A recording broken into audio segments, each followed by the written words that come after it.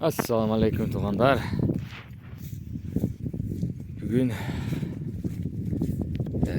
kaçıncı sol? Bugün 4. gün 26. число 6. ay. Жайытта жүрөм. Мал кайтарып. Эртең saat 4:30. Туман, bizde өтө катуу туман туугандар. Пастукту yüzü эле салыптыр, жиби биякта жүрөт негедир. Бул жактан бери жака тартып келиптир да. Илимбектин бука торпогу турчу алдыңдан. Мына туугандар. Жайыт. Биздин жайыт ушундай. Малдар 4-кө бөлүнүп кетиптир. Кечке коргон жагылбайт. Издеп чыгып кетет. Ошол туугандар. Onu таап келдим. Азыр тайларды барып издейм. Тайлардын бир бөлүгү эмеде болуш керек, бирок туманда кетет да тайлар.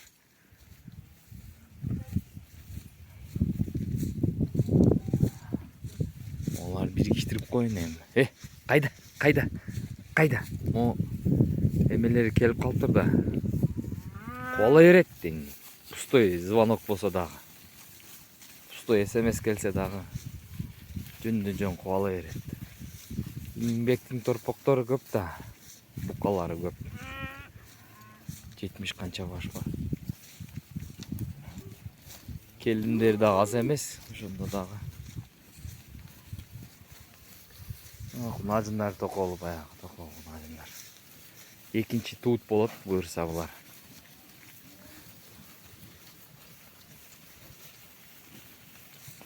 Экинчи туут.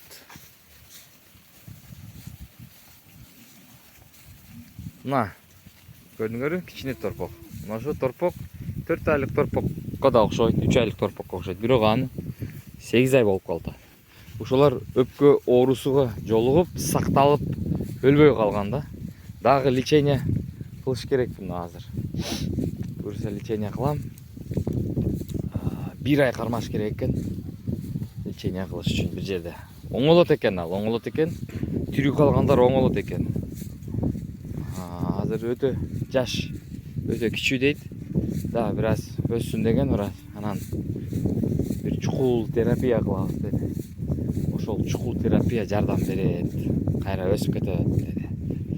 Мынайдан 4-төн сактап калдым.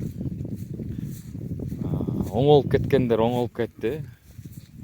Торпоктордун өпкө оорусу өтө жаман экен да, соокта. Торпоктор кетет экен да, момент кетет экен. 3 күндүн ичинде эле жыгылат экен туугандар.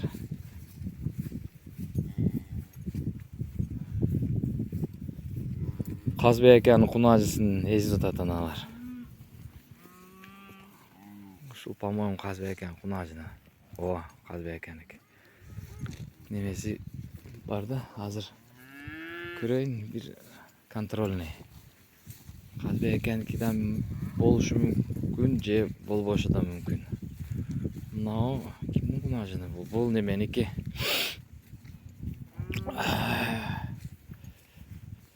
Курбаналыныкы.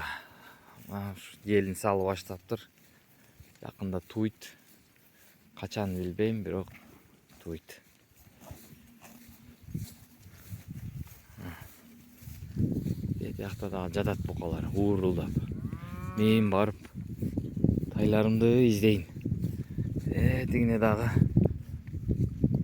4-кө бөлүнүп кеткендер жүрөт. Азыр балдарды ойготоюн, барып карап турсун. Уктап жаткан алар.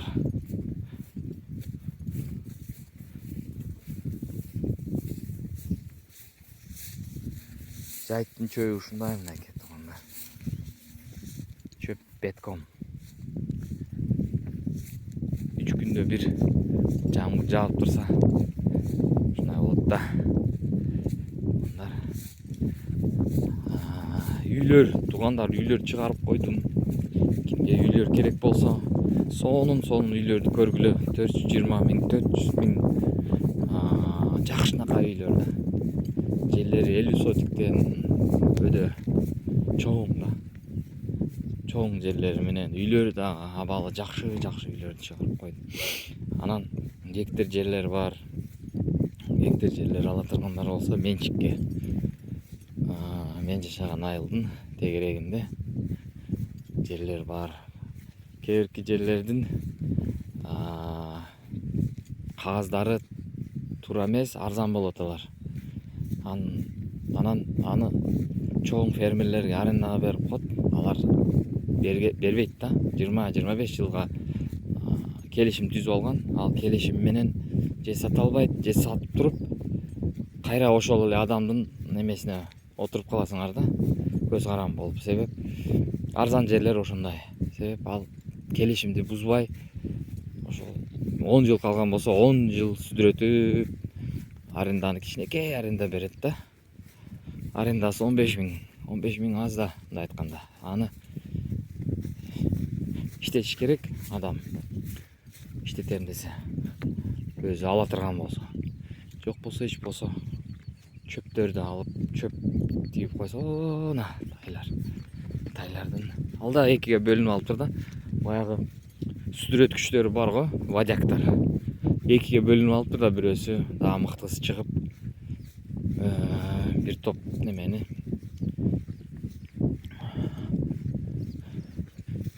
бышты деп койсо болот, быштыларды бөлүп алыптыр өзүнө.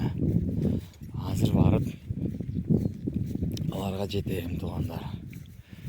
Документи так даана жакшы жерлер, гектар жерлер менчикке, эгин-тегинге. Менде ошону саткылыкка чыкты. Үйү менен кошо саткандар бар. 450 миң плюс 350 миңдик үй менен гектар жер бар. Ошондо 800 миңге 25 гектар жери менен ошол үй бар сатыла турган туугандар. Алам дегендер чалгыла. Мен жашаган айылда алып койгула. Жакшы жери азыр быйылдан баштап айдалбайт. Себеп анын арендасын бүткөн, документтерин жаңыдан жасаттык. Менчикке өткүзүп, менчик болгон.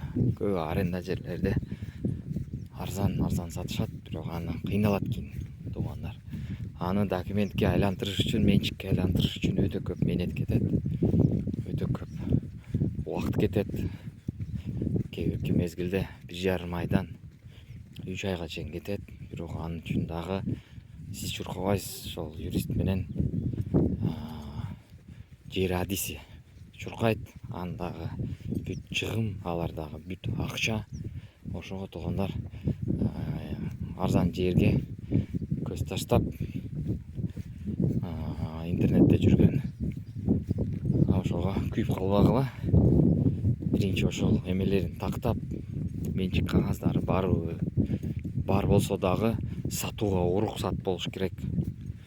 3 мекемеден бул айыл өкмөттөн уруксат болуш керек. Уруксат ал биринчи мыйзам боюнча эң биринчи алуучулар жарыя берилет. Эң биринчи алуучуларга бул айыл өкмөт, район, анан ошол край.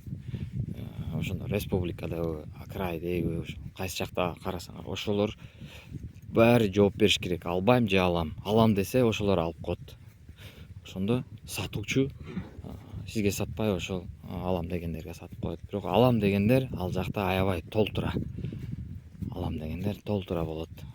Акча берип мага айтып коесуң деп коет. Өкмөт мисалы мен алам деп аларга сүрө берет. Ошондой кагаздары жок болсо ал жерди албай эле койгула. Уруксаты бар деген. То есть албайбыз. 3 жерден албайбыз деген кагаз алыш керек. Өкмөт, айыл өкмөт, район жана же республика, же край, же областтын жообу келиш керек. Биз албайбыз депчи. Алар приоритеттүү алуучулар да. Мыйзам жазылган. Ошо мыйзамда эң приоритеттүү 3 неме алат. Орган алат, 3 орган алат. Ошолордон 3 тең отказ кылган болсо, анан жеке менчикке өткөзсө болот.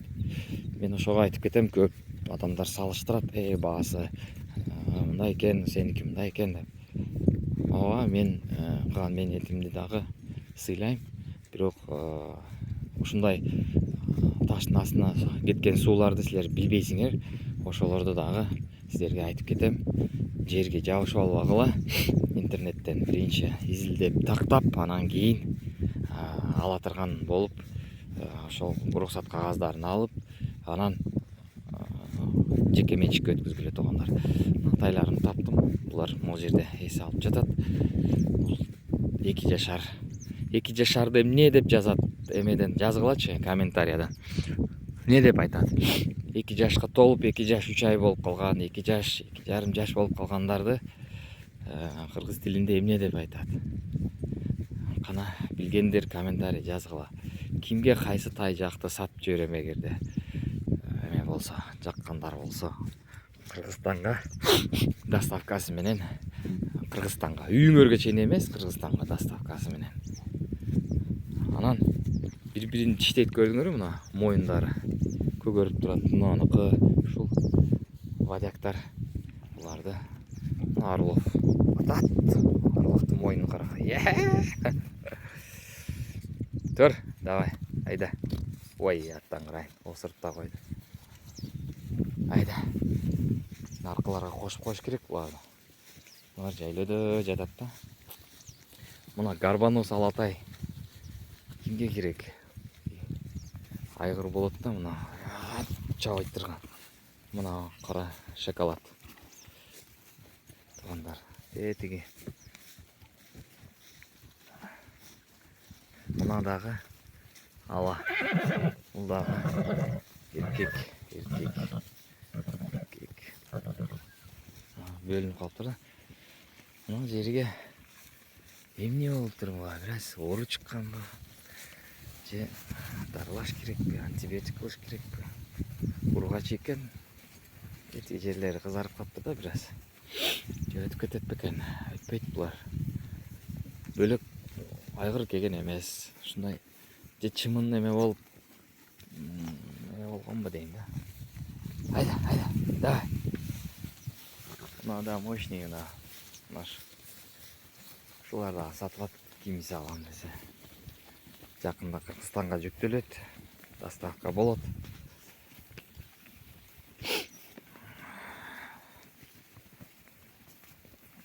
Туугандар.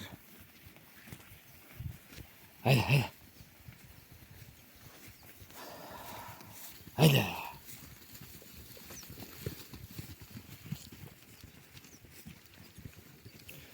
Туугандар,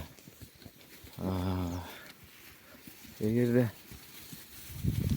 үй алуучулар болсо, чалгыла жана көчүп келем дегендерге суроолор көп болот. Паспортту Кыргызстан ала берет үйдү. Просто айылда жумуш издеш керек да. Жумуш бар болсо, сиз ишке кирип, расмий түрүндө эмгек келишим түзүп, кечиресиздер. Эмгек келишим түзүп, расмий түрүндө. Анан ошол жерде эмгектенип, салык төлөп жашап кетсеңиздер болот. Азыр ушундай мыйзам кылып койду. Ошол туугандар. Кыйынчылыктар бар, жок деп айтпайм, сөзсүз бар. Бирок кылам деген адам кылат.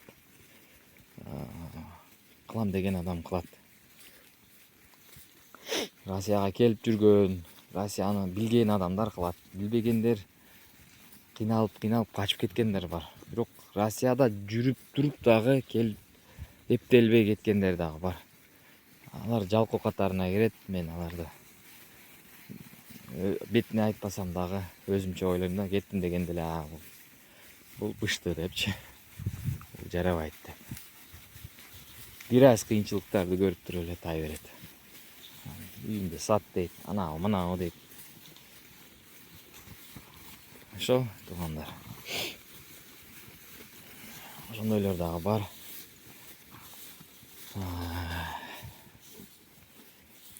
Эмелер какта экен мунун жарымы, тайлардын жарымы. Бир бөлүгү. Ар да жок болуп атат. Ана бияктан курулуш жерлер көп болгондо мурун айыл. Анан айылда айылды бузуп кеткен. Кайт. Айылды бузуп кеткен. Бузганда тартипсиз бузганда. Каяка, шоколад. Каяка. Давай жолуңду таап кетчи. Каяка.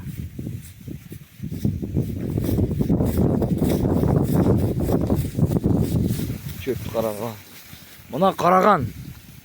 Биякта тарнач деп айтат экен. Өткөндө пожар болгондо күйүп кетти. Бул караган. Биякта бул эч кадимкидей сарнякка кирет экен. Буну бирөө орбо, кеспе дебейт экен. Кыргызстанда түй салыныптыр карагандарды оргондорго, кескендерге, кыйгандарга.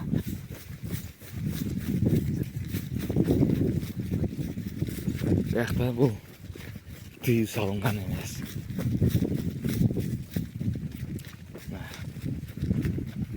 Чөп караган туугандар.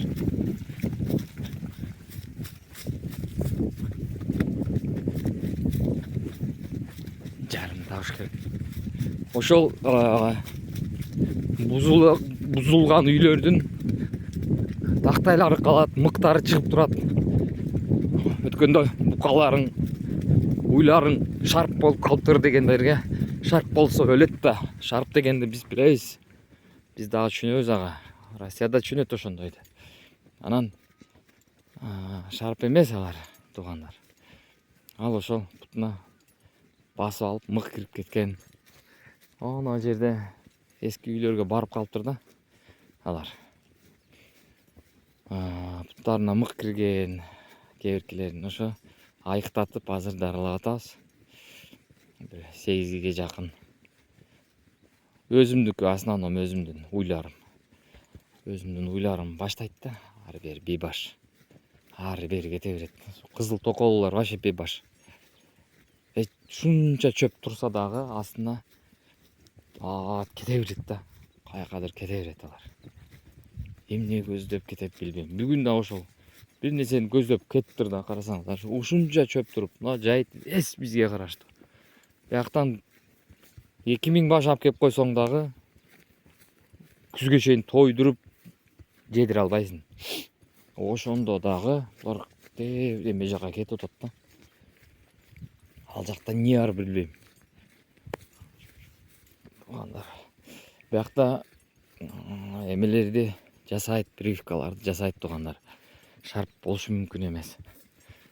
Андайларга өтө катуу карайт биякта Россияда. Бир жылда 2 жолу кылат. Мартта баштап мал көптөрдү эң биринчи баштайт. Ушу мага келет. Эмеден анан Сергей деген бар, баягы сатууга чыкты го ферма. Ошого келет, биринчи бизге келет. Ушинтип эме кылат. Баягы 4-5 мал барларга келбейт. Аларга майда келет. Бир келип прививка кылып кетет. Анан августта келет. Августта ушул прививкаларын жасап, эмнеге каршы болсо ошо 3 прививка жасап кетет да. Бияктан шарп болушу мүмкүн эмес туугандар. Бул өтө катуу оору. Өтө оор оору туугандар. Ошого ал болсо дагы Калмыкия жакта болушу мүмкүн. Ал жакта баш тартат экен да прививкадан. Ал жактарда болушу мүмкүн, Дагестандарда болушу мүмкүн. Ал жактарда дагы акча төлөбөйм деп кылбайт экен адамдар. Ошол туугандар. Өткөндөгү букалар Рыстанга жетип сатылыптыр. Өзбекстанга сатылып, азыр кайра жолго чыгышкан, буюрса жолго чыгайын деп жатышат. Чыгышкан атат туугандар. Аларга дагы бука даярдап беришим керек. Азыркы учурда Кыргызстанга бука ташыганга эч кандай пайдасы жок. Кыргызстанга кампка ташыганга пайдасы жок. Алып барсаңар уй алып баргыла, кунажын алып баргыла, ошолордун бир кандайдыр пайдасы бар. Себеп өзүңөргө кыйынчылыкка сапаттуу, алардын баасы азыр арзан болуп атыр. Туугандар, мына уйлар уже бияка ашып өттүр. Же жок, булар калып кеткендер экен. Буларды азыр кубалап нар жака өткүзөйүн. Булар мына 4кө бөлүнгөн 3-чү бөлүгү биякта. Буларды айдаш керек. Ушул мына бузулган үйлөрдүн тактайлары, мыгы калып кеткен. Ушуга келишкен да булар. Келип туруп ушул жерден басып алган. Анан аксайып жүрө берген. Кээркилери оңолуп кеткен, кээркилери ириңдеп кеткен. Ошол ириңдеп кетип, анан чымын отуруп куртап кеткендери бар. Ага киреалин менен антибиотик, күчтүү антибиотиктер бар, ошолор менен сакайды буюрса. Дагы бар, алардын арасында бар, туугандар. Булар ошол мына жеңемизди кубалап келиптир да, букалар. Кубалап келиптир. Кече да кубалап жүргөн булар. Дайдилер. Илимбектин букалары да. Ана кара болсо неменин, Казбек аканын, кызыл кыялык Казбек ака бар. КамАЗ айдайт. Шагал ташыйт. Ушул кишинин кунажына. Бул да кече ойноп жүргөн. Ана Герефорд бука ойнотуп. Туугандар, дагы көрүшкүнчө суроолор болсо комментарийден жазгыла, жооп берем.